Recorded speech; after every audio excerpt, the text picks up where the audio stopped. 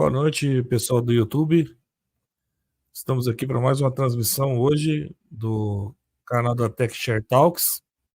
E hoje a gente tem aqui um convidado especial, mais do que especial, né, que nós vamos tratar por um assunto que é de interesse de muitos, que é o Kubernetes, né? Nós vamos trazer aqui hoje o Erivaldo, que ele é Senior SRE da Magalu Cloud.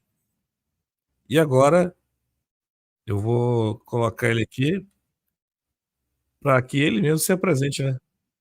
Vamos lá. É um prazer aí, cara. Boa noite. Muito legal estar participando aí, a galera de Kubernetes, de infraestrutura. Gosto sempre de falar, de enfatizar isso, né? A infraestrutura bom, eu trabalho há 18 anos já, e os últimos 2 aí com Kubernetes, né, especificamente, e gosto de trocar essa ideia para a gente encorajar a galera a trabalhar também aí, conhecer um pouquinho mais de Kubernetes na parte de infra, né? Não só o workload ali, que é a camada mais de aplicação e tal. Então, assim, trabalho na Magalu Cloud, né? Eu sou Tech Community lá, trabalho como SRE também, sou sênior do time de SRE, de plataforma, né? Então, administro cluster Kubernetes em larga escala aí, de uma forma legal, de uma forma dentro de boas práticas, tudo mais, e, cara, as melhores experiências, não tenha dúvida que saem dali, porque é um desafio muito grande fazer parte, né? Deixa eu só colocar aqui, acho que, vamos lá. Cara, Kubernetes, além do workload, tá? Eu comecei eu criei no início do ano essa palestra, essa apresentação, né? E eu gosto dela porque foi a minha primeira apresentação que eu comecei a fazer, né? O pessoal me conhece muito pelo trabalho que eu faço com o Cluster API, né? E de propagar ali o conhecimento do provisionamento com o Cluster API, mas essa foi a primeira palestra que de fato eu comecei a fazer, né? Mas ela não foi a primeira a ficar concluída, isso é importante a gente falar, então eu tenho um carinho por ela, porque foi dela que eu comecei a me despertou o interesse de buscar profissionais no mercado que tivessem a coragem, a gana, né, de aceitar o desafio de trabalhar com provisionamento de Kubernetes. Então, cara, 95%, se brincar até mais que isso, trabalha com a camada de workload, tá? O workload, ou seja, colocar uma aplicação no ar, gerenciar. Então, a gente tem ali na camada de aplicação, enfim, Ingress, a gente tem services, a gente tem storage, né? Dei uma bugada aqui. O storage, a gente tem uma série de componentes, mas que ficam somente na camada de workload, né? Que quem trabalha na parte de administração acaba não enxergando, não colocando a mão, tá? Então, o título aí é Kubernetes além do workload, administrando clusters Kubernetes em ambientes on-premise, ok? Um pouquinho aqui, falando de mim, mas assim, brevemente, tá? Eu sou péssimo para falar de mim, eu não gosto, para ser sincero, mas o meu QR Code aí do LinkedIn, acho que quem me conhece já do LinkedIn acompanha o trabalho aí com algumas palestras, com alguns artigos, né? Sempre voltado a Kubernetes, voltado à infraestrutura, tá? Tem meu site também, né? Erivaldolopes.io, que eu não divulguei muito ainda porque ele está em construção, mas já tem alguma coisa lá que é possível acompanhar, tá? Então é isso, eu tenho 18 anos de experiência, trabalho na Magalu Cloud, né? Dos últimos 10 anos aí trabalhando com ambiente de data center, e aí os últimos 2 com Kubernetes especificamente, tá? Mas eu tenho um background muito grande de automações, tá? De integrações de serviços de data center, ok? Seguindo aqui, vamos começar então. É estranho começar dizendo não use Kubernetes, né? Poxa, mas espera lá, o cara está fazendo uma palestra de Kubernetes e está dizendo não use Kubernetes? É isso aí. Por quê? Não use a qualquer custo, tá? Kubernetes, ele pode ser um problema para você, para sua empresa, para o seu negócio, para a sua aplicação. Porque Kubernetes, ele foi feito para resolver problemas, perfeito? Mas ele não é bala de prata. A gente não pode considerar que um cluster Kubernetes vai resolver todo tipo de problema. Uma aplicação monolito, uma aplicação pequena, que ela não exige escalabilidade, ela não precisa de complexidade nenhuma, cara, uma VM simples, às vezes um container, um Docker ali já resolve, tá? Então, Kubernetes precisa ser pensado antes de sair implementando, porque é uma solução que ajuda muito, sim, em larga escala, principalmente porque é na larga escala que você vê o papel do Kubernetes desempenhar muito bem, mas ele também traz problemas, então você tem que tomar cuidados com isso para você não gerar grandes incidentes e incidentes que fujam do controle, para você lidar com situações de war room, de troubleshootings, de múltiplas máquinas, ou nós, né, vamos dizer assim, até de control plane. Imagine banco de dados do Kubernetes quebrando, que é o etcd, e a gente vai falar disso, mas assim, é uma complexidade que não cabe para uma aplicação pequena, tá? Então, a gente está falando aqui de Kubernetes on-premise, especificamente, mas até mesmo se tu contrata isso numa cloud provider e você tem isso de uma forma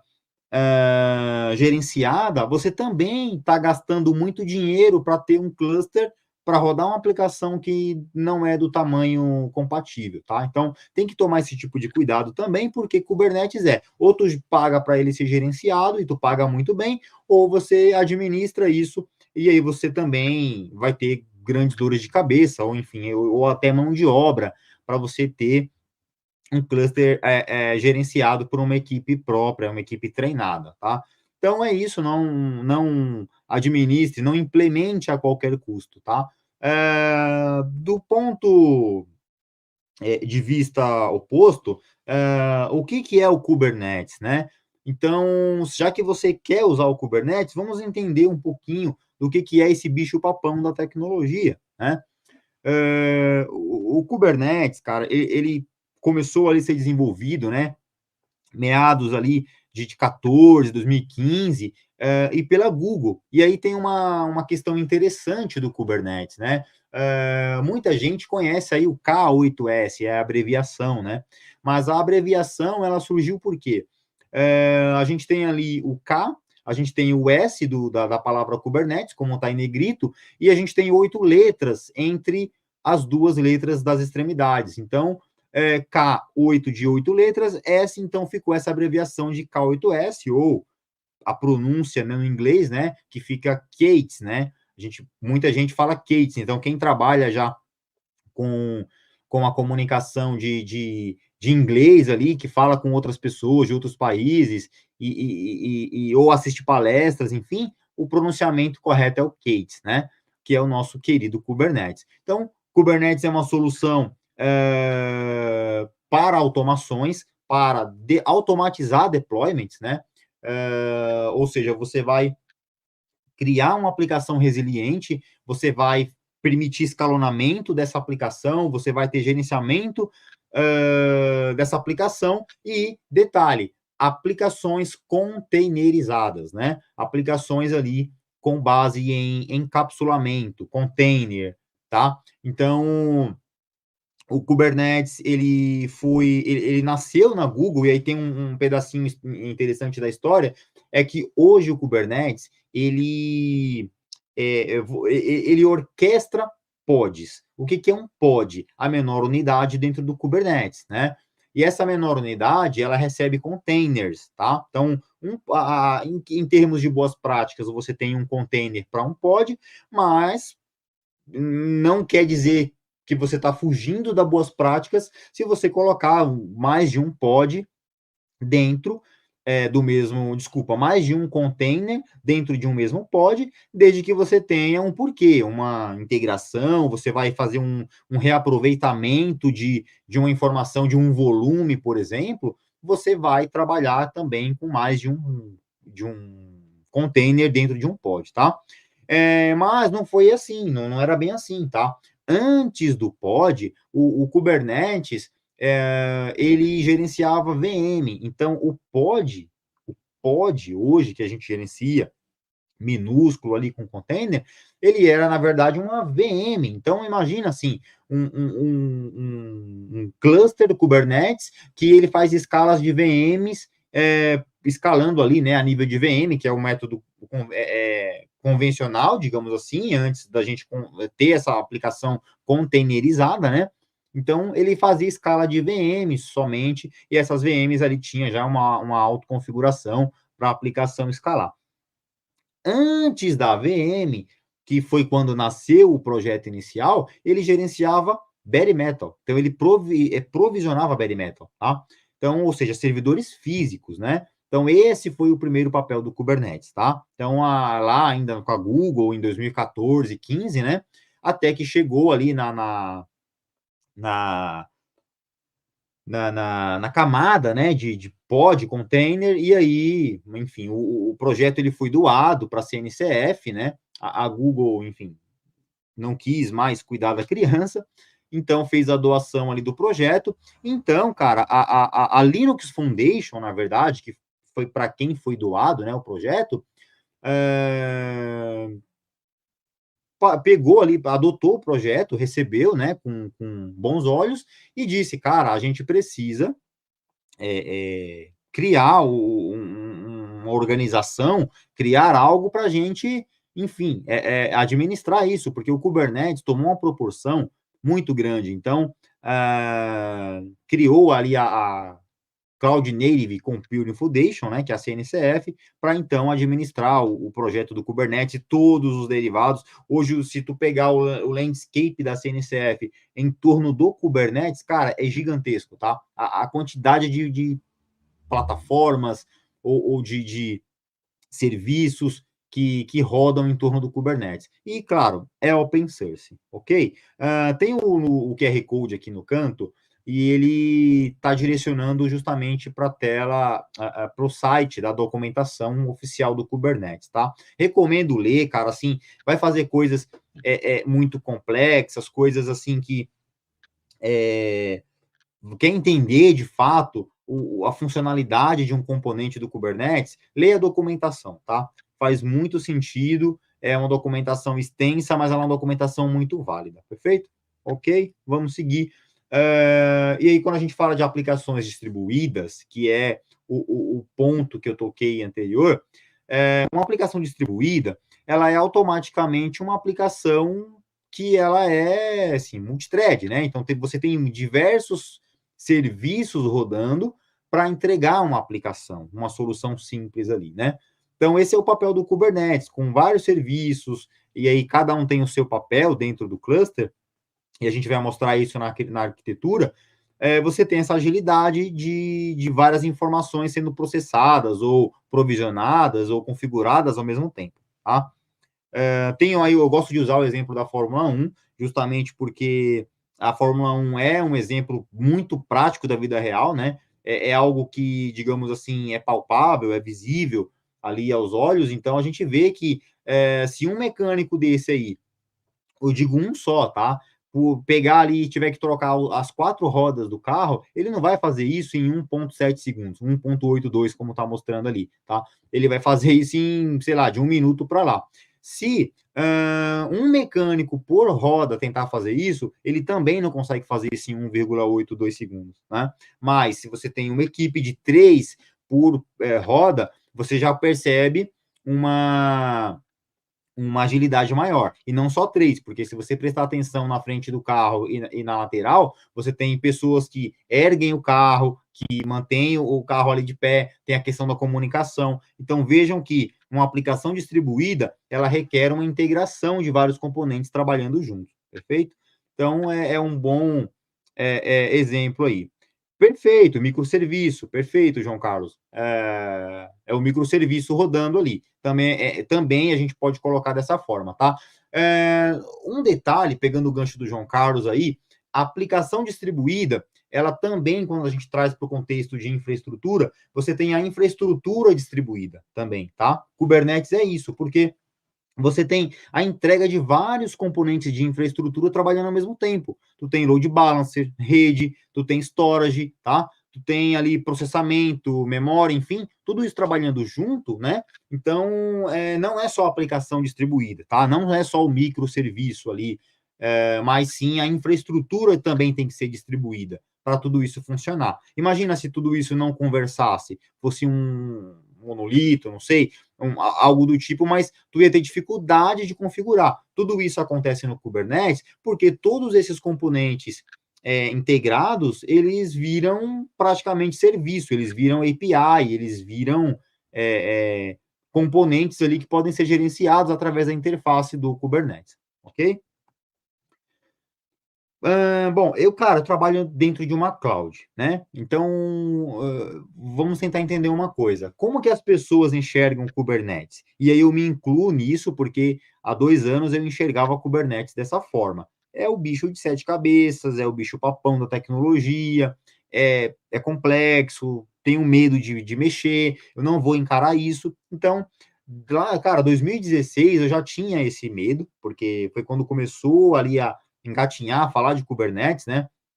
E aí, fazendo referência, o Jefferson da Linux Chips era o cara que eu mais assistia na época.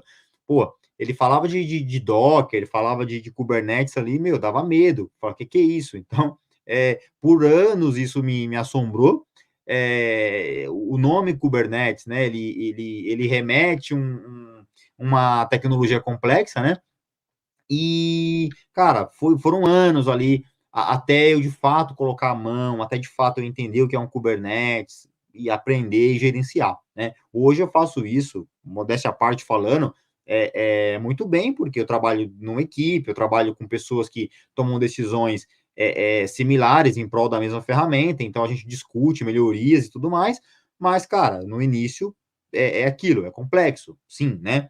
Mas como que eu vejo o Kubernetes hoje, ó? É o segundo monstrinho aí, aquele monstrinho amigável, fala, pô, tu me dá trabalho, mas, porra, eu gosto de você, né? Porque quando resolve um problema, quando você tem ali o problema resolvido, você tem ali, você dorme feliz, você tem o cluster a seu favor, né? Então ele se torna ali uma ferramenta amigável. Então nem sempre ele vai ser o monstrão, que é o que as pessoas veem, mas muitas vezes ele vai ser, na maioria, né, das vezes, quando você sabe o que está fazendo, ele vai ser o teu melhor amigo, né?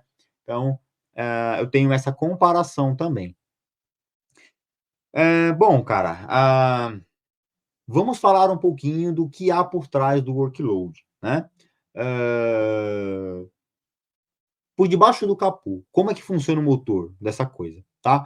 Tem a arquitetura do Kubernetes, tá? Essa aqui é uma arquitetura, inclusive, esse print eu pego, gosto de usar ele da documentação oficial, tá? Você tem ali componentes, ok? Você tem componentes como etcd, que é o banco de dados, é um banco de chave-valor, um banco de dados relativamente simples, porém com uma integridade confiável, que você armazena todo, assim, você, como pessoa, você não vai mexer no etcd, você não vai manusear, digamos assim, tá? Mas quem faz isso é o próprio Kubernetes. Tudo no Kubernetes são arquivos YAML, declarativo, né? Por mais que tu faça imperativo, ele transforma em declarativo, então ele é um objeto, ele é um arquivo, né? Que aos olhos humanos ali, tu pode passar ele como um arquivo YAML, mas quando tu guarda ele dentro do etcd como chave-valor, ele é um objeto JSON, ok? E aí são tudo que tu imaginar que está dentro do Kubernetes é um arquivo JSON e ele está dentro do etcd, ok? Esse é o banco de dados. Nós temos ali o schedule, né? O schedule, ele é o kubescedule, né? Ele é o componente que vai fazer o agendamento de qualquer aplicação que você colocar para funcionar, perfeito? Então, criei lá uma aplicação, vou subir, ou em Helm mesmo, você vai subir e você dá ali o apply, você isso passa para a API do Kubernetes, que chama o kubescedule, que vai dizer, olha, eu preciso gerenciar aqui essa fila e implementar esse recurso, tá? Então, o schedule é responsável por isso. Temos ali Controller Manager, que vai fazer o controle, né, o controle do que vai ser aplicado, tá? Ele é o cérebro ali do gerenciamento. E tu tem o Cloud Controller Manager, que vai funcionar quando ele é opcional, por isso que a setinha tá pontilhada, mas ele vai funcionar quando você tem um componente externo, tá? Obviamente, a gente está falando aqui de um cluster, digamos que on-premise, então você tem o Cloud Controller Manager como opcional, tá? Não necessariamente ele vai utilizar, mas se você precisar utilizar, ele está lá. O que ele faz? Ele ele é uma interface que permite você se conectar com serviços externos de cloud provider, como, por exemplo, quero conectar um storage, né? Tu pode conectar um storage local, que é um NFS simples, ou tu pode colocar ali um storage, sei lá, uma camada de S3, por exemplo, que está num provedor qualquer. Então, tu pode fazer essa integração e consumir, tá? Assim como um outro serviço qualquer, um load balancer, enfim, tá? Ele vai consumir da cloud, vai ter essa integração, vai permitir essa integração, tá? Dentro da Worker Node, tu tem o Kubelet e tu tem o kubeproxy. Kubelet, ele vai receber, né? Ele vai rodar ali os pods, né? Ele vai fazer essa orquestração dentro do pod, é ele quem cria quando ele recebe do schedule, né? E ele vai criar o pod, enfim, ele vai fazer essa gestão de um ou mais pods ali, container, tem aquela comunicação com a CNI. E tu tem o kubeproxy. O kubeproxy é a comunicação dos pods, né? Então, essa comunicação ela pode ser feita de pod para pod, pod para service, de service para ingress, para load balancers, enfim, tem os tipos de service também, né? Que pode criar ali, cada um, obviamente, tem uma necessidade, e tem o ingress, que tu pode também expor o acesso de alguma aplicação, tá? Então, essa é a arquitetura do nosso cluster Kubernetes convencional. A gente tem diversos serviços ali, principalmente ali, né? Alguns são dependências, são necessários para o funcionamento do cluster. Por exemplo, tem o pod, que eu acabei de falar, mas reforçando, ele é a menor unidade dentro do cluster, né? Porque é o que ele gerencia. Abaixo do pod, cara, é container. Aí container está dentro do pod, aí container para o container é outra história. Pod é o menor objeto que o Kubernetes controla, ok? Tu tem ali o service, que aí você tem os tipos de service, né? Tu pode ter ele como cluster IP, tu pode ter ele como node port, né? Então, tu pode ter do tipo load balancer, e aí cada um dos services vai ter uma necessidade específica, né? Vai trabalhar de acordo com a comunicação, claro que isso tem regras também de network policy ali para funcionar, para você não dar permissões ali que extrapolem, né, a segurança da aplicação ou do pod, tá? Então, vem o deployment, que ali o deployment, ele praticamente é o pai da aplicação, né?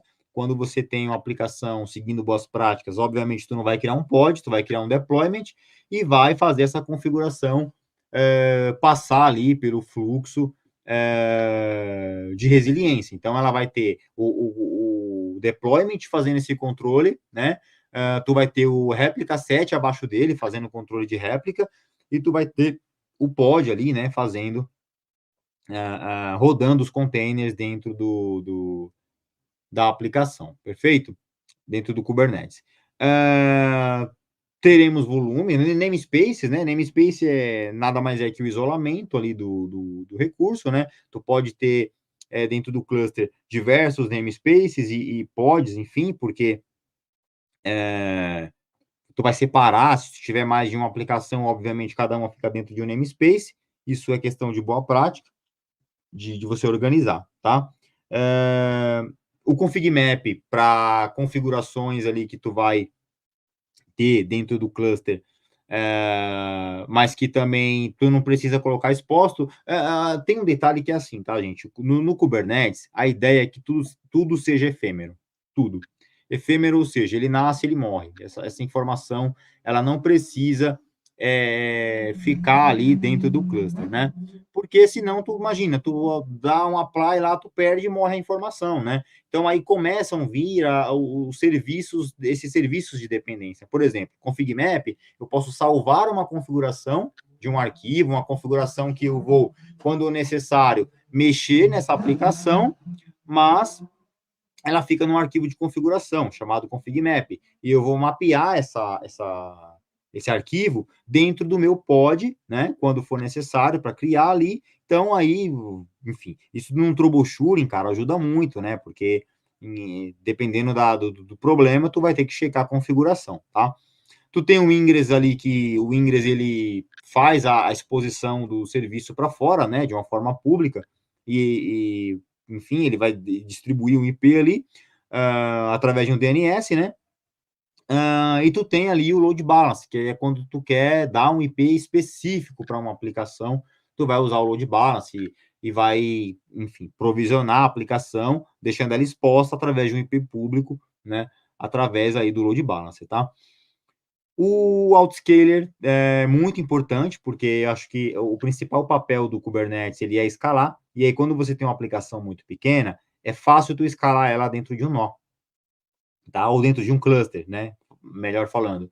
Mas quando você tem uma aplicação grande, que ela escala e que ela consome todo o serviço, todo o recurso de computacional desse cluster, você precisa fazer o scale up dele, né? Então, você vai escalar e pode ser scale down também, porque pode ter pico, então o cluster tem horas que ele vai escalar, tem hora que ele vai desescalar, e aí o papel do autoscaler é importante nisso, né? E temos aí o papel do Container Network Interface, que é o CNI, que faz a comunicação entre os pods, a comunicação entre os services, né? Entre os serviços de load balance, Ingress, enfim, mas é o que faz toda a comunicação de rede, é uma interface de rede que vai fazer essa comunicação. E lembrando que dentro do Kubernetes, todo o serviço de rede, ele é feito através de mapeamento, através do IP tables, né? Então, ele cria ali regras, enfim, que criam as networks, né? E permitem que essas networks se conversem, tá? Através do CNI, tá? É o componente ali de network interface. Só um detalhe aqui, tá? Eu já ia esquecendo, mas eu coloquei ali um exemplo de um arquivo YAML, já que a gente estava falando, é que todos esses objetos que eu mostrei aqui, ó, eles são arquivos de YAML, tá? Dentro do Kubernetes, você vai dar um edit, seja um volume, um PV, PVC, seja um config map, um ingress, load balancer, mas tudo no Kubernetes é editável, é YAML, tá? Então, eles são configuráveis, assim como é esse service que eu estou expondo aí, tá? Um service do tipo cluster IP, né? Um service mais simples possível ali, expondo uma porta 80 de um pod, tá? E dentro de um arquivo YAML, tá? Um arquivo declarativo. Perfeito? Agora sim, falando do autoscaler. Existem ali os papéis, né, dos autoscalers, né? A gente tem ali o pod, o VPA, o VPA, né? O Vertical Pod Autoscaler, tá? Qual que é o papel dele? Todo pod, e isso é uma questão de boa prática, ele vai exigir que você tenha um resource, né? Que é dentro da configuração do container, lá dentro do deployment, quando tu vai criar, tu coloca a especificação e tu vai colocar lá resource, request e resource limit. O request é a configuração mínima que o teu pod vai ter, tá? Então, tu pode colocar exemplo, tá? Vou chutar um número, mas eu quero dizer que o meu pod vai ter, no mínimo, 1 GB de RAM e ele vai ter, no mínimo, um CPU para trabalhar. Ele pode ter meio CPU, se o que você quiser, 0.5, por exemplo, de milli CPU, tá? Então, essa configuração mínima e de limite, que é o máximo, eu estou dizendo quanto é que esse pod pode crescer dentro do nó, né? Então, o quanto que ele vai escalar verticalmente. Então, vamos supor que eu coloquei limite de 2, tá? Então, eu tenho um request de 1 e tenho limite de 2, tanto 2 CPUs quanto 2 GB. E aí, o pod vai aumentar de tamanho conforme a necessidade dele. Então, se ele for consumir esse tamanho superior ao request, ele vai atingir no máximo até 2, porque é o que eu configurei. Posso colocar 3, posso colocar 4, posso colocar infinito, se você quiser, desde que você tenha recurso, tá? Tem um detalhe curioso sobre o mínimo, que é, mas o mínimo pode ser qualquer mínimo? Não, o mínimo tem que ser uma capacidade acima do que a tua aplicação permite rodar. Então, se tu tem uma aplicação pesada e ela exige um mínimo de 2 CPUs ou de RAM, né, 2 GB de RAM de request, não adianta tu colocar um porque ele vai dar aquele OMQ, né, ou vai dar um erro de OMQ dizendo que não tem recurso para rodar de memória, ou ele não vai rodar por causa de CPU, perfeito? E aí tu vai ter que fazer troubleshooting, tu vai ter que verificar log, e aí, enfim, são outras, assunto para outra slide, outra palestra, enfim. Mas o request, ele é isso, ele é o mínimo e o máximo ali, que é o limite, é o quanto ele pode crescer. Quando ele ultrapassa esse limite, quando eu digo assim, o meu pod já atingiu lá os 2 que eu coloquei, que é o mínimo é 1, o máximo é 2, ele vai fazer o quê? Ele vai trabalhar com o scale horizontal. Ele vai trabalhar com o scale horizontal, que é a ilustração do meio, desde que você tenha uma HPA configurado, que é um horizontal pod autoscaler, tá? Então, tu tem que ter aí o HPA configurado, tá? O VPA, que é o Vertical Pod Autoscaler, ele já é ele é nativo, digamos assim, porque ele está ali já dentro da configuração do deployment, né? Quando tu vai configurar o pod. O HPA, ele não é obrigatório, tá? Mas, boa prática, é um cluster Kubernetes, então faça-me um favor, tenha HPA configurado, assim como tem KEDA, que é baseado em eventos, mas aí já não é nativo, né? Tu tem o HPA ali, que é mais próximo do que é o nativo do Kubernetes, que vai permitir tu escalar horizontalmente esses pods. Então, cada vez que um pod, vamos supor, tá? Tenho 3 pods ali no meio. Cada um dos pods tem 1 GB de RAM mínimo e tem 2 de máximo. Cada vez que ele atingiu 2 de máximo, ele cria um novo pod. Então, ele atingiu o próximo, ele cria um novo pod. Até que o cluster, aliás, o nó, né, aquele worker node, seja completado, que ele seja totalmente consumido através dessas aplicações, dessas réplicas de pod, perfeito? E na terceira ilustração é o complemento das outras duas, porque, primeiro, ele cresce verticalmente, segundo, ele cresce horizontalmente até que exista recurso ou que exista o limite, porque, obviamente, eu posso sim colocar limite também no HPA, ou seja, eu quero que ele escale até 10 pods, tá? Eu não quero que passe disso. Aí tu pode sim ter essa configuração. E depois disso, né? Ou seja, não no caso dos 10, tá? Vamos trabalhar com uma terceira hipótese agora, que é quando acontece o provisionamento de novos nós. Ele vai escalar nó. O cluster autoscaler, que é esse terceiro bloco aí, com a setinha para cima e para o lado, ele é o provisionamento de novos nós. Por quê? O VPA encheu, ok. O HPA também, já encheu lá o nó. Então, a ilustração deixa claro ali que o segundo nó do meio ali, né? Ele é um nó que está pending. E quando ele fica pending, o papel do cluster autoscaler eu vou criar um novo nó, eu vou provisionar uma nova VM, que é um worker node, e essa VM, ela vai receber os novos nós. Então, é assim que funciona. Isso com base em toleration, isso com base em afinidade e tudo mais, ele vai criar de acordo com a configuração que está sendo solicitado. Perfeito? Então, esse é o papel dos autoscalers aí, né? Tem ali o QR Code também do Cluster Autoscaler, tem o projeto do Autoscaler, né? Que aí você vai encontrar todos eles lá, o HPA, o Cluster Autoscaler. Então, pode estudar um pouco mais a fundo. Estou escrevendo um artigo agora sobre o Cluster Autoscaler, muito bacana, justamente por causa da minha palestra do CAP, né, do Cluster API, que eu falo do Autoscaler também. Então, estou desenvolvendo aí um material bacana. Em breve vocês vão acompanhar em forma de artigo. Vai ter uma palestra específica também, falando muitos detalhes ali de como que é o motor do Autoscaler, porque muita gente não entende. Até eu estou falando para vocês aqui de uma forma superficial, Mas como é que funciona por dentro o algoritmo certinho, né? Eu vou explicar exatamente isso para vocês, tá? Então, está sendo escrito aí, em breve vai ter material novo disponibilizado para vocês. Kubernetes as a services, ou seja, Kubernetes como serviço versus o Kubernetes on-premises. A galera tem muita dúvida sobre isso, né? Eu vou explicar um pouquinho aqui de cada um. Cara,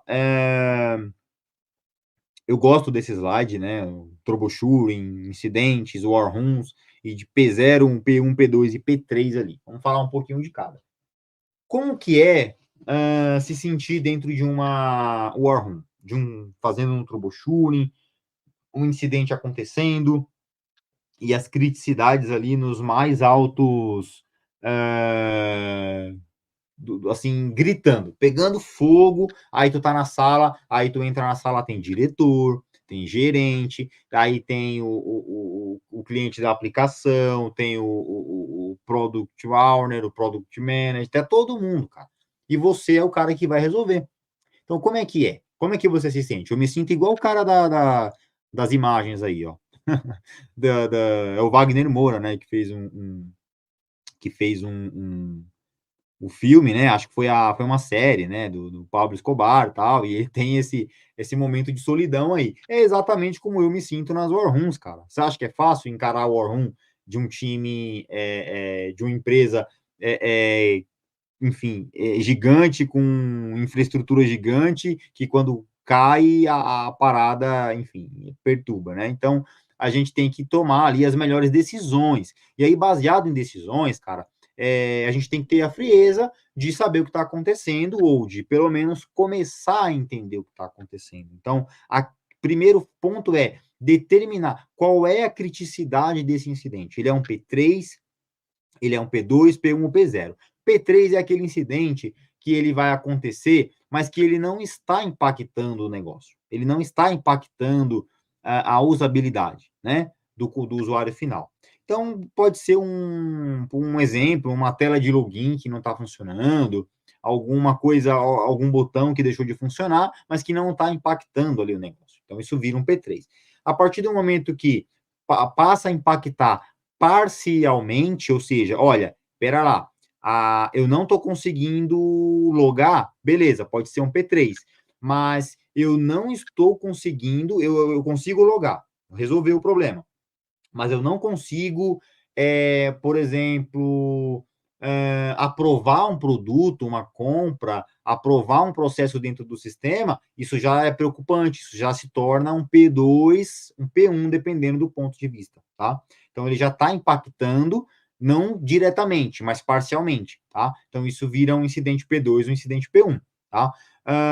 Ou simplesmente caiu tudo lá e a aplicação está indisponível, né? Está unavailable, então aí é P0. A criticidade é P0, para tudo, chama o cara que vai resolver, ou as pessoas, ou o time, enfim, entra na War Room e aí vai resolver aquele incidente com base, enfim, histórico, em análises, em intuições, por que não, né? Acho que a experiência traz isso, ela permite isso. Quando você é um cara experiente, você acaba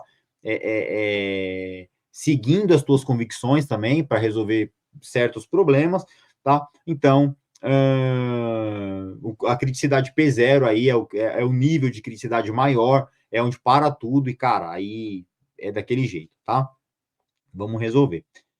Mas é legal, cara, eu vou falar para você, a minha experiência com tanto P0, P1, é assim, não só de agora, tá? Mas já tenho 18 anos aí no mercado, já peguei tudo que é tipo de problema, mas eu vou falar para vocês, nada se compara a um cluster Kubernetes em uma aplicação fora do ar, tá? Acho que o buraco é um pouco mais embaixo, é mais trabalhoso, é desafiador, mas é aquilo, a gente tem que saber o que está fazendo, estudar sempre para aplicar melhorias, né? E por aí vai, e a gente consegue resolver. Tem que ter ferramentas também que ajudam, né?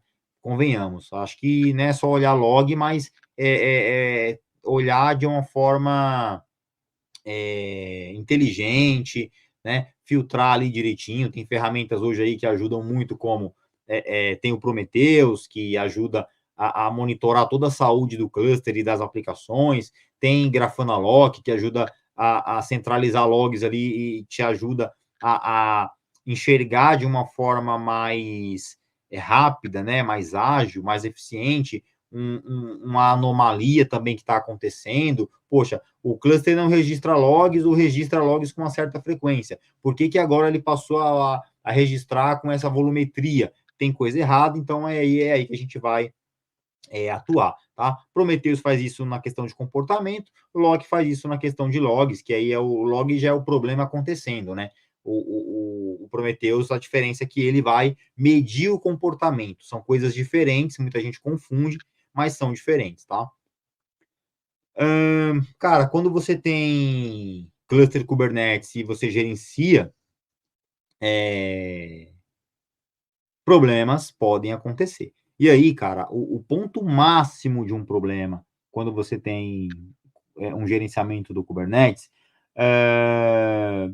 é trabalhar com backup e simulação de disaster recovery, tá? É você ter a confiança de que o teu backup vai funcionar no momento de desastre. E aí não é simples, não é uma tarefa tão você não pode confiar tanto assim no backup que você faz, tá? Então, ferramentas muito eficientes, né, para você fazer backup dentro do Kubernetes é o Veleiro. O Veleiro ele é baseado mais em objeto, então ele vai fazer a restauração de um objeto que foi removido ou modificado. Tem um detalhe do Veleiro, tá? Eu vou explicar aqui para vocês. Muita gente acha o veleiro que ele não é eficiente quando ele vai fazer um restore baseado numa modificação. Por quê? Ele não faz. O que é uma modificação? Exemplo, eu alterei alguma coisa no deployment de uma aplicação e tal. Como é que eu restauro esse objeto? Eu vou lá e rodo lá o veleiro para ele fazer o restore? Simplesmente, ele não vai aplicar. Por quê? O objeto ainda existe. O veleiro ele trabalha com um objeto que não existe, que não está lá. Então, tu precisa deletar aquele objeto e fazer o restore do veleiro. Ele vai sim reescrever, ele vai recriar aquele objeto, tá? Então, isso é importante para não julgar o veleiro ali simplesmente como uma ferramenta ineficiente, perfeito? Tem o QR Code aí, tá? Para quem quiser ler um pouco mais sobre veleiro, é super importante. Em ambientes on-premises ou ambientes até de nuvem mesmo, é importante ter o veleiro, porque ele não é só um backup do cluster, ele é um backup da aplicação. Então, se tu tem uma aplicação e quer colocar um veleiro só para monitorar a tua aplicação ou as aplicações, você também pode customizar, tá? Baseado em namespace, baseado ali em labels e tudo mais, perfeito? O etcd, ele não é uma ferramenta de backup, mas ela tem lá o snapshot do etcd, ela gera o snapshot, então tu pode configurar para gerar o snapshot do etcd, mas é aquilo que eu falei, tem que gerar um processo em que você faça um restore, que você tenha confiabilidade naquele snapshot gerado, tá? É um arquivo, enfim, de snapshot que ele cria. Snapshot, a tradução literária ali é uma fotografia, ou seja, ele vai pegar o momento exato do snapshot, congela aquilo, guarda aquela versão, né, do snap, e vai ficar ali para quando tu precisar. Claro que isso tem retenção, isso tem, né, não vai somente guardar e guardar para sempre, isso tem retenção, isso é escrito, isso é reescrito e é apagado. Então, eu já precisei fazer restore de etcd, cara, assim, incrível, porque quando o processo ele é bem definido, ele funciona, e eu já precisei restaurar, e assim, tive êxitos, né, não foi só uma vez, foram várias vezes. Cara, quem administra Kubernetes em larga escala e múltiplos clusters, cara, uma hora tu vai ter problema, seja aqui, ali, uma hora ou outra aparece e aí tu vai usar o recurso que é o etcd. Já precisei também usar veleiro? Já, e é super eficiente, tá? Você tem que saber como funciona cada um, tá?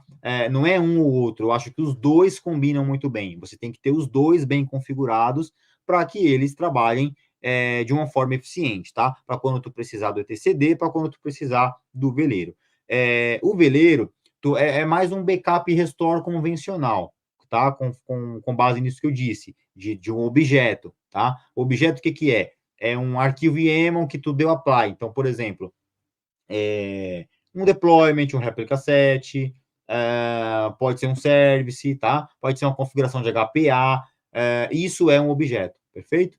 Agora, quando tu tem ali o etcd, tu tá trabalhando com o snapshot, tu não tem a opção de recuperar só uma coisa, tu vai recuperar tudo, é o estado completo do banco de dados do Kubernetes, do cluster, tá? Então, tem que tomar esse tipo de cuidado quando vai restaurar, porque o que tu quer restaurar é parcial? É um arquivo de uma configuração, alguma coisa? Usa veleiro. Ah, o cluster quebrou. É um restore completo do cluster. Tu vai usar etcd, snapshot do etcd, tá? Tem também aí o QR Code da documentação, acho legal ler também para entender um pouco mais a fundo, mas é aquilo, o etcd não é palpável, né?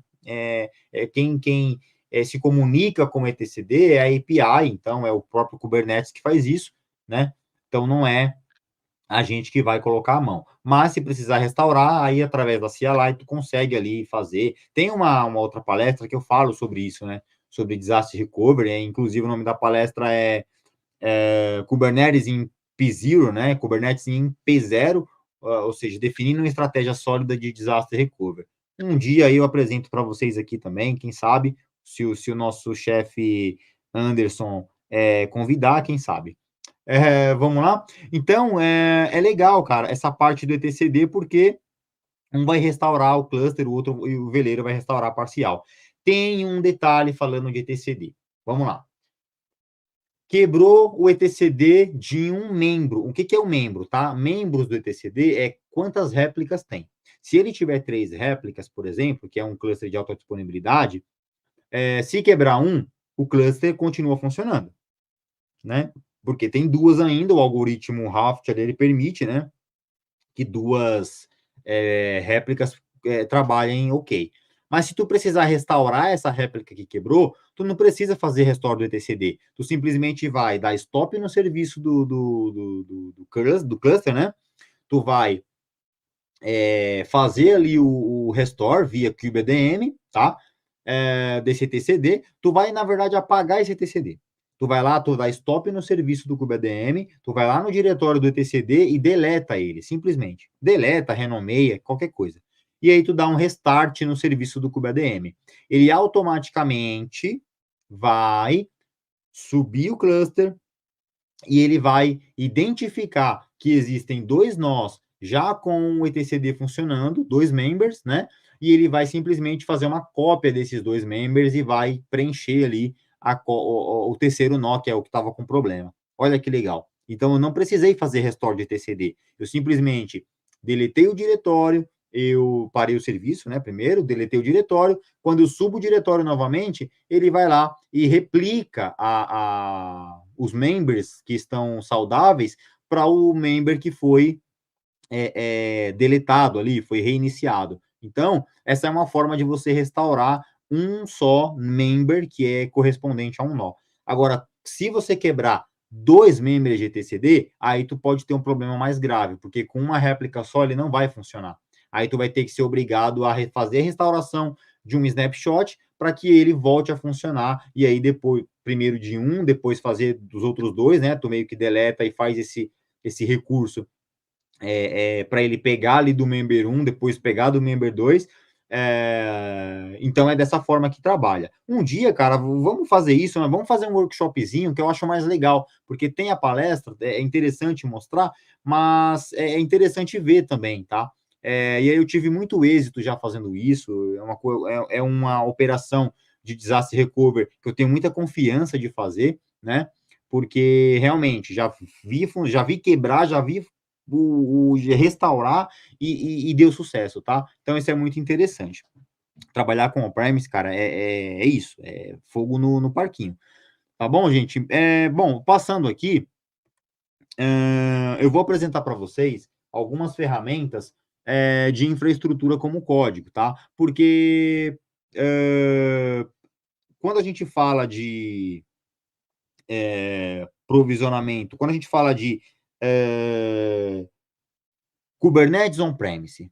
Pô, on-premise dá a entender que é aquele servidorzinho que a tiazinha que fica no fundo da empresa e a tiazinha bate a vassoura e derruba, né? Desliga da energia, derruba o cabo de rede, puxa lá e tal, porque bateu com a vassoura. E não é mais, tá? Conceito de on-premise, gente, é quando você é o dono daquela, você faz a gestão daquele recurso, tá?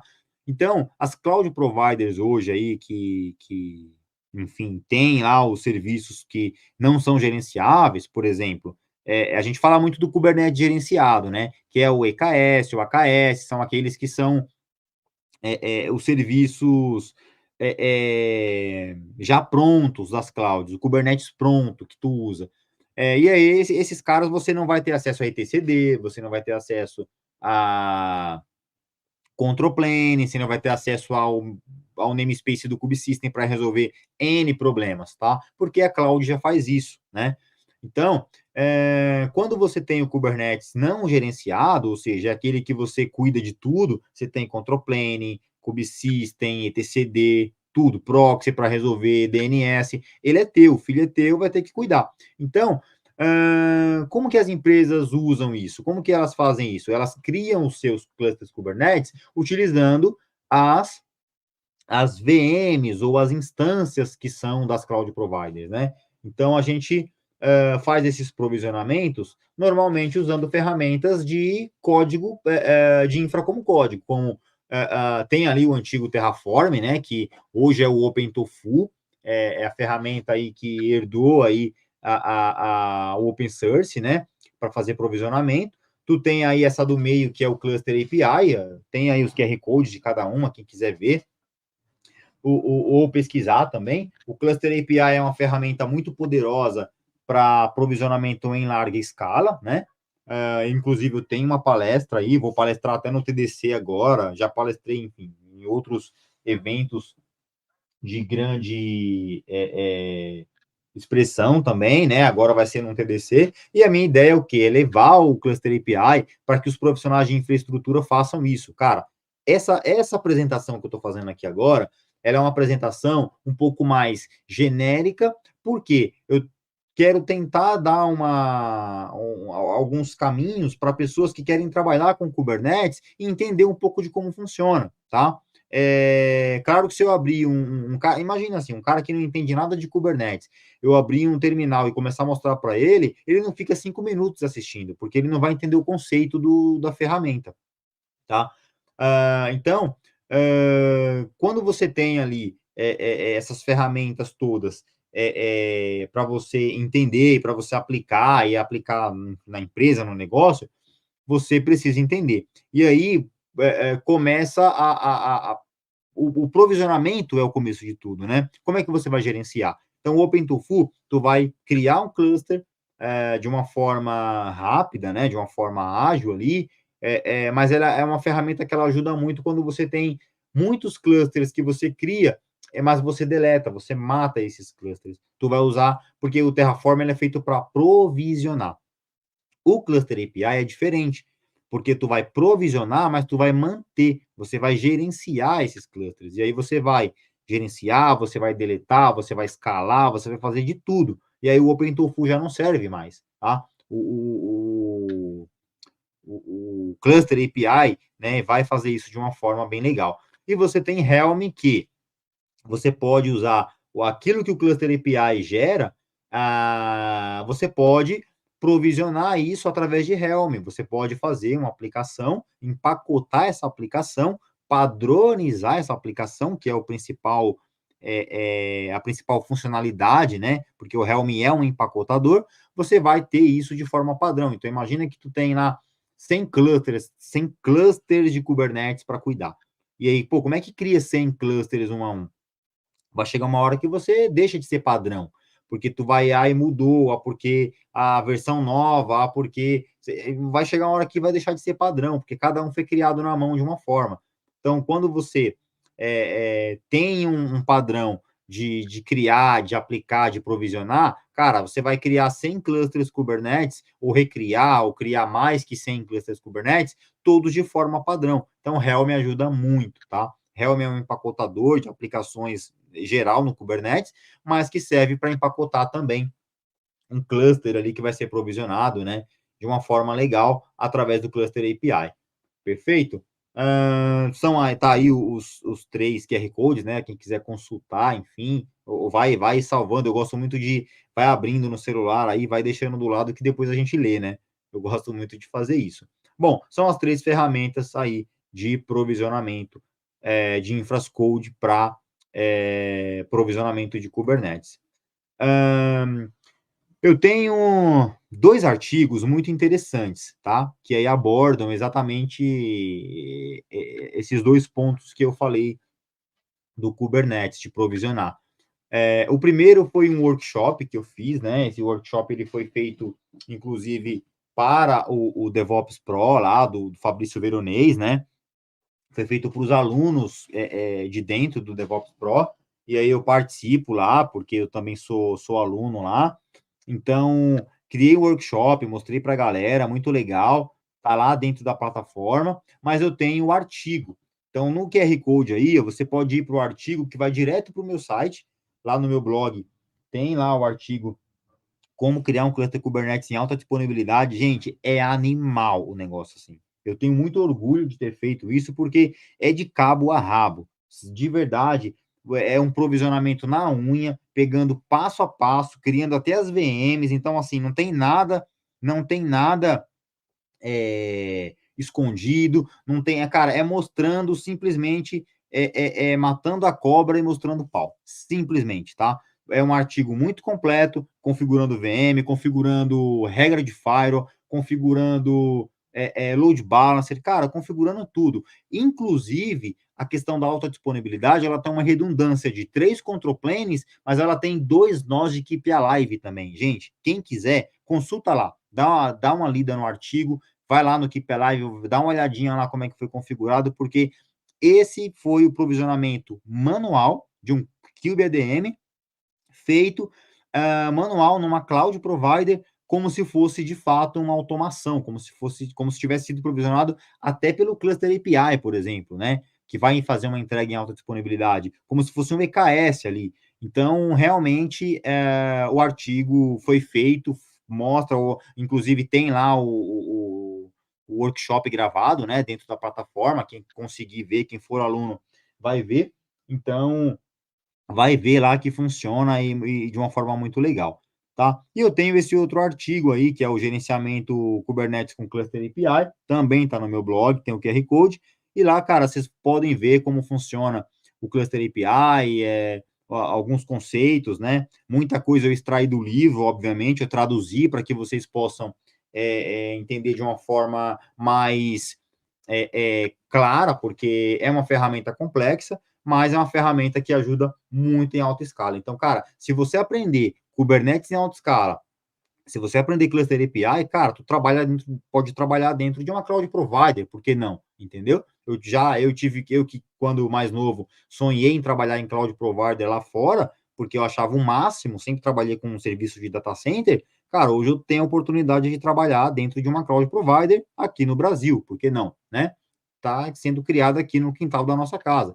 Então, esses conhecimentos, esses materiais, essa experiência que eu tento passar para vocês de uma forma clara, tento ser o máximo transparente, gosto de mostrar, gosto de trocar ideia, né? Gosto dessas oportunidades, como o Anderson está fazendo agora, de poder mostrar um pouquinho para vocês, de falar, de despertar uma curiosidade, né? Claro que cara, nem se tivesse um curso de tudo isso, a gente ia conseguir colocar isso tudo numa live, num vídeo de 1 hora, de 2 horas, numa palestra que seja. Isso é muita informação. Tem que, claro, vocês têm que despertar o interesse de ir atrás, de buscar entender um pouquinho mais, mas tem lá os 2 artigos, ajudam muito, são artigos completamente práticos, porque eu reproduzi ambos, né? E aí tu vai entender o que é o Cluster API, o que é ali um cluster de Kubernetes em alta disponibilidade, tá bom? É isso, galera. Anderson aí, obrigado, né, pela oportunidade. Tá aí o meu LinkedIn, quem quiser mandar um convite lá, a gente bater um papo, quiser marcar uma one-on-one, falar de carreira, eu sou super acessível e é isso aí por hoje, tá? Muito legal. Espero que vocês tenham gostado aí. Em breve a gente traz mais um pouquinho aí de Kubernetes, sempre voltado à infraestrutura, tá, gente? Porque, ó, eu gosto de ser claro. Por exemplo, eu vejo assim, tem muita gente que fala de Kubernetes, só que fala de mais do conceito ali de aplicação, né? E, cara, eu deixo isso para quem gosta de falar, tem muita gente já falando e fazendo esse tipo de trabalho, eu admiro demais, só que eu encontrei um gap de falar de provisionamento, falar de infraestrutura, porque o meu trabalho, né? É o meu papel. Então, eu sinto falta de profissionais de infraestrutura ali para atuar com Kubernetes e gosto de encorajar a galera aí, tá bom? Obrigado, Anderson. Valeu. Agora voltando, para a gente poder fazer uma propaganda aqui, né? Do mestre. Dorivaldo, a sua agenda agora, se você quiser divulgar ela, que você vai fazer algumas outras palestras, né? Isso, cara, isso. Eu tô com a agenda aqui, ó. Deixa eu só colocar aqui. Vamos fazer o seguinte. Não sei se tá mostrando aí. Ainda Eu nem não. eu, nem eu lembro, bicho. Deixa eu ver se eu consigo pôr aqui na tela. Põe, né? Ah, beleza, tá aí. Agora sim. Beleza, vou colocar a agenda aqui. Tem alguns trabalhos aí, né, para fazer nos próximos dias.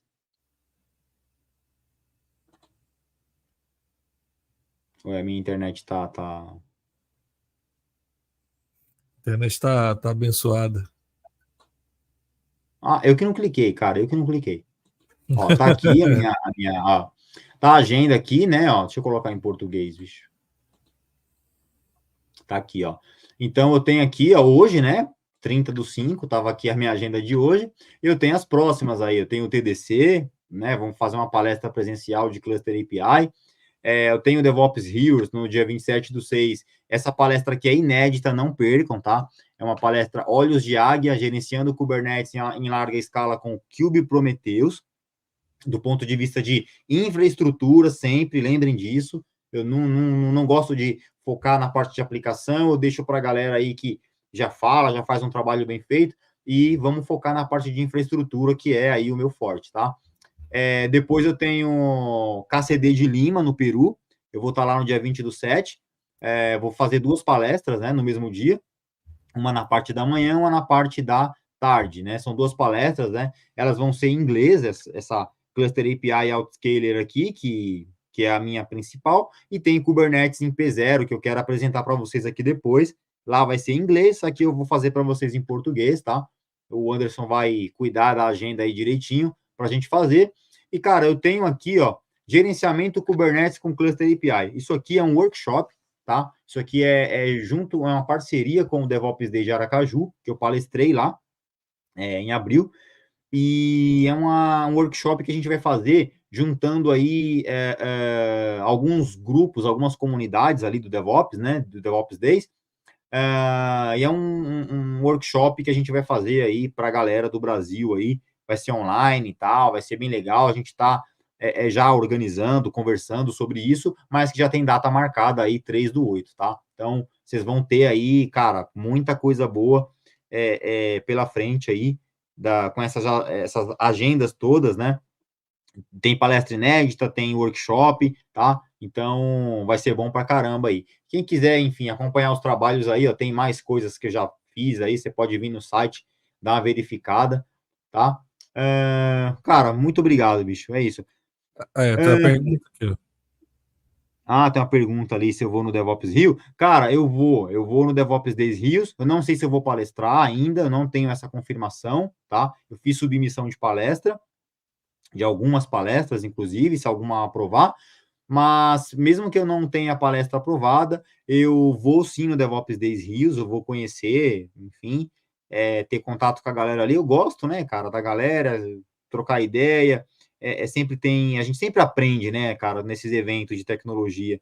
Então, eu vou estar por perto aí sim.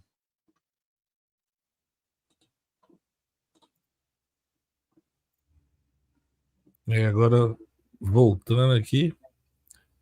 Então,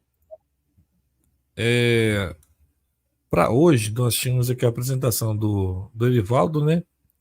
Porém, nós vamos fazer aqui um plus para quem ficou até agora, né? Fazer uma demonstração aqui, sim, da diferença que tem, né? De um cluster que ele está gerenciado pelo EKS, no caso da Amazon, né? Ou seja, no Cloud Provider lá, e um cluster que está on-premise. Né? Qual que é a diferença que você observa do nós, dos pods, e aí que tem a questão bacana disso aqui. Porque o que acontece?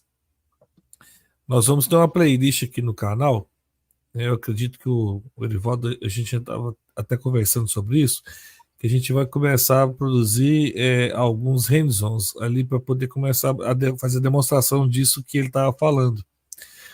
E o foco seria seguir numa pegada lá para quem quiser tirar o exame da CKA, por exemplo. A gente pegar desde como provisionar o cluster até fazer isso aí tudo aí que eu estava mostrando, né? Eu vou compartilhar aqui para vocês também, que a gente consegue apresentar aqui bonitinho aqui. Quer ver, ó?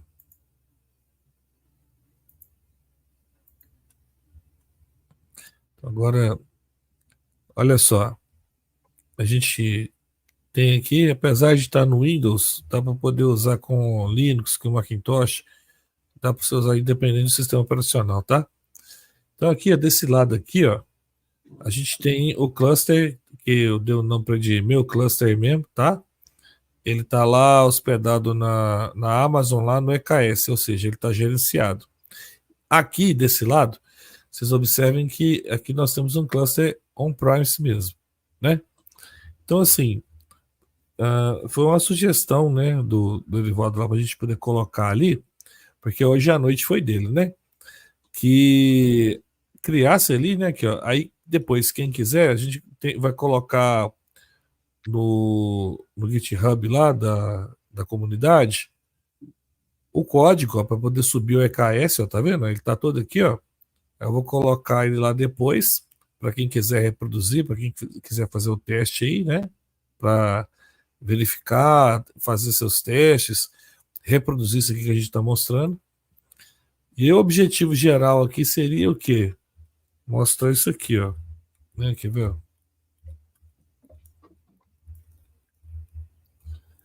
Num cluster gerenciado e no não gerenciado. Olha a diferença.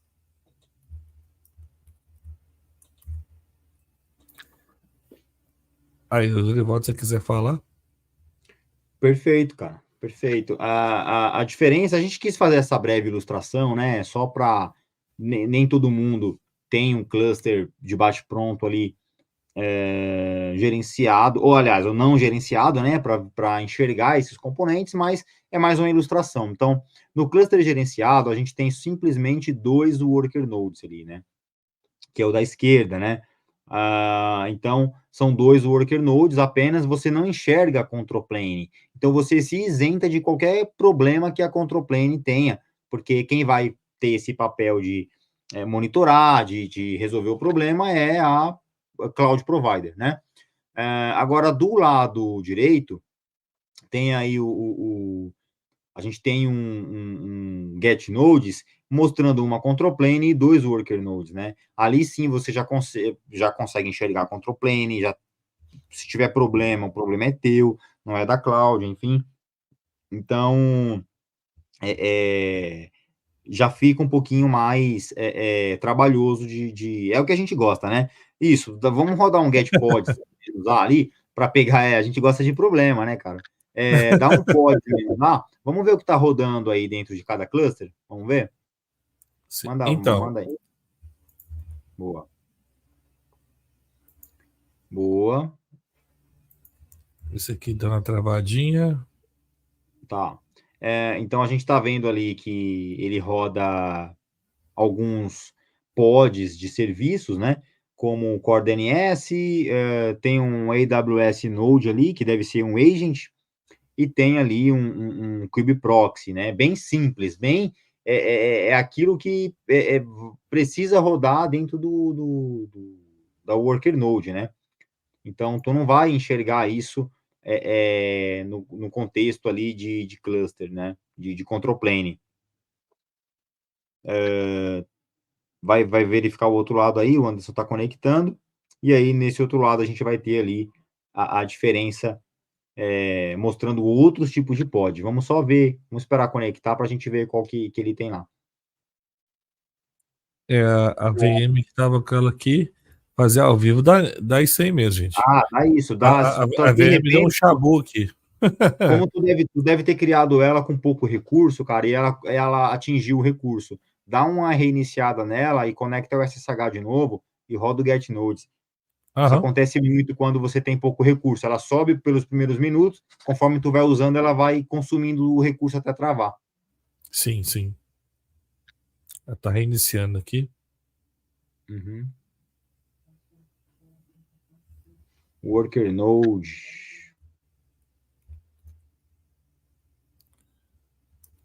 O bacana é ver dar problema ao vivo. Isso aí que é chique. Uhum. Muito bom. Aí, pronto. Então, Show. vamos lá.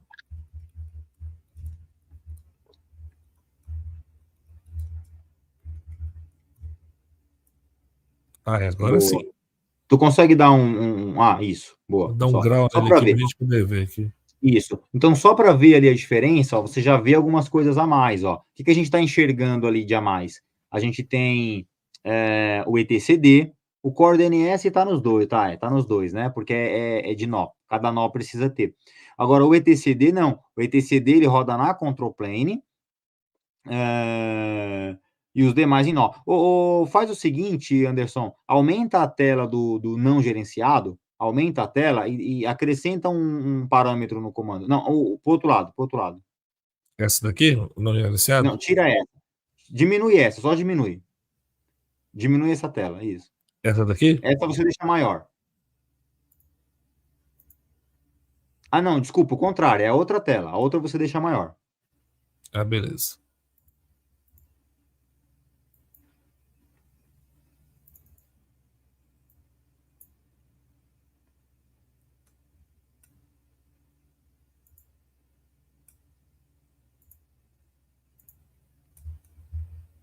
Não, beleza, aí. Agora, acrescenta no final do parâmetro, vai lá, roda o comando de novo e Pegar o no final menuzinho do coloca... Cube System.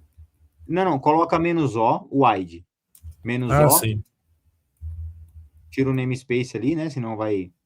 Uhum. Senão vai dar pau. E vamos ver o que está rodando e aonde, né? Tenta diminuir para ver se dá aí. Então, a gente vai ver que tem coisas rodando em control plane e tem outras rodando em worker node, tá? Então, essa é a diferença do cluster, que ele não é gerenciado pela cloud. Você passa a ter, sei lá, ali na penúltima, na terceira de trás para frente coluna lá, ó, você tem o worker 1, tem coisas que rodam na worker 2, tem coisas que estão rodando na control plane, tá? Então, essa é a diferença quando você é o dono do cluster. Você acessa esses recursos e você tem que gerenciar, trabalhar com eles, por exemplo, ver um log, né? Por exemplo, quer ver, Anderson? Roda aí kubectl, logs, -n, kubesystem, né? E coloca aí o do etcd. Cadê o etcd, etcd traço control traço plane? Vamos ver o log desse cara aí. É o terceiro de cima para baixo. Aí. Coloca esse cara aí. Vamos ver os logs, olha lá. Então, vamos supor, deu problema no etcd que seja o pod qual for, não importa, tá? O etcd, se der problema, ele vai quebrar. Mas nem sempre ele quebra. Muitas vezes ele dá o log e informa o que está acontecendo, né? Então, se for, enfim, rate, limit, enfim.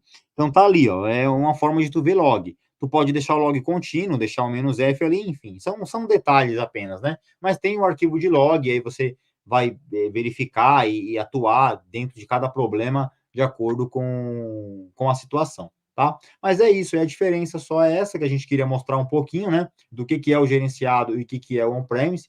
Tu tem que trabalhar ali com assumir toda a responsabilidade quando ele é on-premise, né?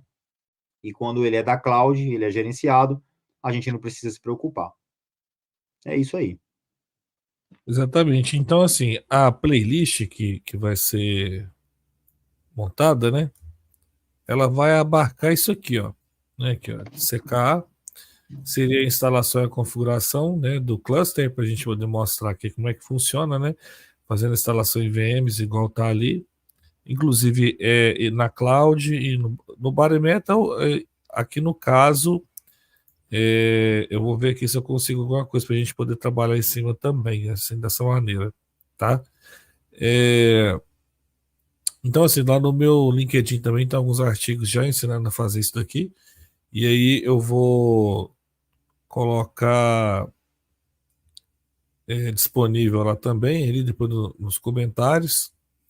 Aí vai ter a parte de configuração de rede, armazenamento, segurança, implantar e gerenciar componentes adicionais, os add-ons, né? E ferramentas de monitoramento, gerenciamento de clusters, operar e manter cluster Kubernetes em produção. Nós vamos passar por todas essas partes aqui, ó, né? A automação e provisionamento, a parte de segurança e a parte de troubleshooting. Então, assim, a gente vai ter bastante coisa para poder fazer. E esses vídeos aqui, aí vem a pergunta: eles vão estar ao vivo? Não. Eles vão estar lá em formato de estreia, tá? E aí vai aparecer lá na playlist lá que a gente vai tá aqui como um esboço de nome aqui CKA, né? Mas só que depois a gente vai colocar um nome mais bonitinho nela ali e aí a gente vai passear aqui por essas coisas aqui exatamente para poder ajudar aquelas pessoas que querem entender o Kubernetes e saber como fazer ele virar um bicho bonitinho, né? Como diria o Erivaldo. Bonitinho, pô. Não é tão bicho-papão assim, não.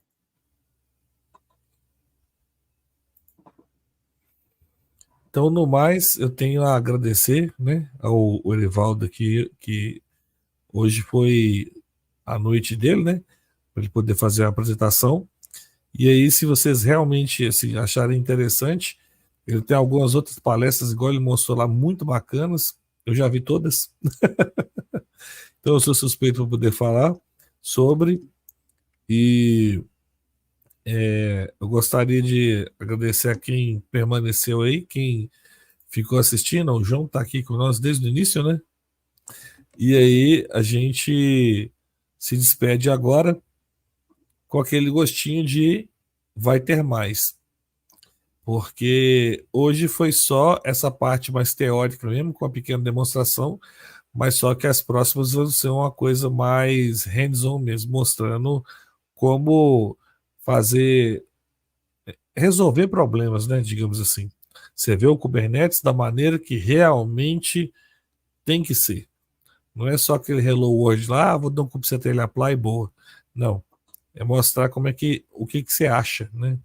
De verdade. Boa, marca um de P0 aí, a gente quebra um etcd member e a gente resolve ele. Ou então a gente pode fazer uma coisa mais cabulosa, quebra o init ramps da máquina e volta o cluster na mão. Boa, Ué. também. Fazer Voltar o nó, tu tá falando? voltar o nó ou voltar Fazer um o join, né? control plane mesmo. Isso. Boa. Também. Nossa, Tem que dá ser pra... alguma coisa. A gente pode, na verdade, fazer o seguinte, cara. A gente faz uma atividade ali de 3, 4, 5 troubleshootings dos mais cabulosos, assim, de incidente P0, que é quebrar control plane, quebrar etcd, tem que fazer join, tem que fazer upgrade de cluster, ele quebrar. A gente simula algumas coisas assim e faz uma agenda só de hands-on. Aí fica legal. Aí aquele upgrade bacana quando você não tem recurso direito, ele começa a criar ponteiro nulo e cria nó que não existe. Aí depois, na hora que você tenta dar join, não existe. Rapaz, isso aí você tá doido. Isso aí é o inferno disfarçado. Isso aí é complicado. Mas essa aí só acontece em larga escala, né? Não, com certeza. Então, assim, eu tô como aluno do Erivaldo, né? Que isso. Hoje, não é falsa modéstia. Eu conheço, mas eu sou um bom sysadmin, né? Estou migrando para a área de DevOps, já estudei algumas coisas, conheço algumas coisas, no entanto, para poder, né, tá no nível que você tá, é muito caminho ainda que eu tenho que andar. Eu reconheço isso. Porém, né, como um bom aluno, vocês percebem que o Erivaldo, ele, ele é o seguinte, ele é o instrutor lá no DevOps Pro, mas ele falou que ele é aluno, então você vê que o cara é humilde mesmo, né? Ah, sempre aluno, Ah, mano.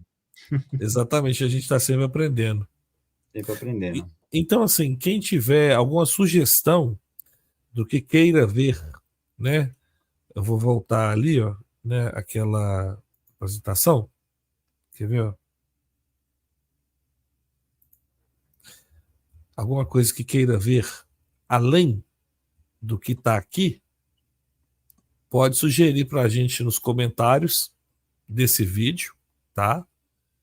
Que aí a gente começa a criar uns conteúdos mais elaborados, digamos assim. Porque hoje, assim, de certa forma, o que aconteceu foi o seguinte: nós colocamos, né, a coisa do jeito que está aqui exatamente para poder dar uma nivelada, digamos assim. Porque não adianta nada sair mostrando coisas extremamente elaboradas Né? sem você A gente, partir a gente do zero. teve uma agenda na semana passada para discutir isso, né? A gente propôs até, pô, será que a gente fala de incidente P0? Será que a gente fala de Cluster API? Será que a gente fala. Mas assim, a gente entrou num consenso de que se nós fizéssemos algo muito avançado, talvez muitas pessoas que queiram trabalhar com Kubernetes ou que trabalhem e estejam ali no nível mais de workload não entendam. Então, A pessoa vai se sentir um extraterrestre no meio daquilo ali, porque ela vai falar, porque começa a esses falar de dois é uma coisa louco. vai falar de uma coisa muito fora do comum. Então, a ideia foi que trouxéssemos nesse primeiro momento essa apresentação a nível de instruir, né? Mas com depois, né? Mostrando aí um segundo passo, alguns hands-ons, e acho que é só a gente marcar aí direitinho. A gente vai fazer alguns hands-ons desses que a gente falou de etcd, de control plane, que é onde o bicho pega, né? É onde a gente. Exatamente. É os problemas da vida real, né? Porque, cara, problema em aplicação é fácil, tá? Quando o problema é na infra, o bicho pega, tá? Um storage Ah, nem me class, quando o habito. problema é aí, e quando a aplicação não sobe porque o storage class não tá, enfim, provisionando, porque o PVC, porque o objeto, o attachment, né? Ele quebrou, ele foi perdido, a referência, enfim, tem muitas situações que a gente se encara no dia a dia que, cara, é só fazendo hands-on para passar ali para a galera, sabe? Não falar, trazer, enfim, não adianta muito, tem que realmente mostrar. E aí é complexo de ver também. Tem problema que só acontece, cara, assim, tem que simular. Se você não. Tipo assim, se a gente criar um cluster agora, esse cluster vai trazer para a gente todos os problemas que a gente precisa para fazer um troubleshooting? Não vai. Não vai. Então, tem coisa que ou você simula, ou você sabe que, vamos lá, vamos quebrar o volume attachment do PVC e vamos fazer ele dar problema. Vamos simular o problema. Aí por que o pod não escala? Por que o pod não reinicia? Por que o pod não deleta? Tem uma série de infinidade de problemas por causa de uma ação de um objeto que a gente chama de objeto órfão, né? É quando o objeto Exatamente. ele fica perdido dentro do cluster, mas ele tem ali um finalizer, né, que é um parâmetro que é passado dentro de um annotation, que não deixa ele, enfim, desculpa, é fora do annotation, é um objeto finalizer, que ele chama finalizer, é quando ele depende de um outro objeto para ser removido. Ele fala, eu só posso ser removido se o meu filho for removido. Então, filho, pai, avô, aquele, né, aquela fileirinha. Então, quando quer, bicho, cada problema é incrível trabalhar com Kubernetes por causa disso. Ele Cara, consegue surpreender a gente. aí que tá, né? Olha só, você acabou de me dar uma ideia bacana. O nome dessa playlist pode ser Kubernetes na vida real. Porque É, normalmente esses cursos que a gente vê, ou então treinamentos, então as pessoas falando, é simplesmente ensinando a instanciar uma coisa e outra. Mas vamos ver para a gente poder mostrar o que realmente acontece por trás dos panos, né? cara, acho que assim, a camada de provisionamento, que aí é onde eu trabalho, eu atuo, assim, são problemas que, cara, tem bug, é muita coisa, cara. Assim, aí quando a VM não provisiona porque o CloudNet não tá funcionando, assim, realmente, são muitos problemas, tá? Se a gente for listar aqui, é uma infinidade, Nossa mas que só Senhora. acontece na camada de infraestrutura, tá? Não, Exatamente. não é troubleshooting de aplicação de Kubernetes, aí você está falando de provisionamento, tá? Aí é onde que o DevOps e o SRE vai pôr a mão. Aí que é o quente. Sim. Mas é bacana, é uma experiência, a gente discute isso mais para frente exatamente, é como o João está falando, ó, alunos tragam coisas da vida real, é isso aí. É pegar problemas cara, tem uma coisa que é muito assim, tá? É uma coisa que eu evito muito até em palestras ou quando eu vou falar.